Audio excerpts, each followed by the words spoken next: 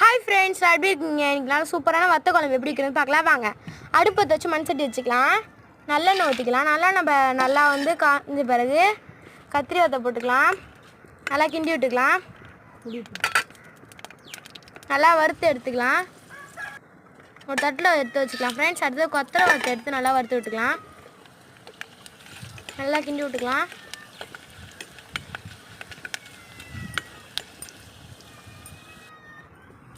அதையும் நல்லா எடுத்து வச்சுட்டு அதே எண்ணெயில் வெந்தயம் போட்டுக்கலாம். கட் பண்ணி வச்ச சின்ன வெங்காயம் பூண்டு போட்டுக்கலாம். இதுக்கு தக்காளி போடக்கூடாது ஃப்ரெண்ட்ஸ். நல்லா கிண்டி விட்டுக்கலாம். இந்த அளவுக்கு நல்லா வதங்கின பிறகு தண்ணி, உப்பு, புளி, மிளகாத்தூள் கரைச்சி வச்சுருக்காங்க, அது ஊற்றிக்கலாம். மூடி வச்சுக்கலாம். நல்லா கொதி வந்துட்டு ஃப்ரெண்ட்ஸ், நம்ம வறுத்து வச்ச கத்திரி வத்தையும் கொத்தரங்காய் வத்தையும் போட்டுக்கலாம். நல்லா கிண்டி விட்டுக்கலாம்.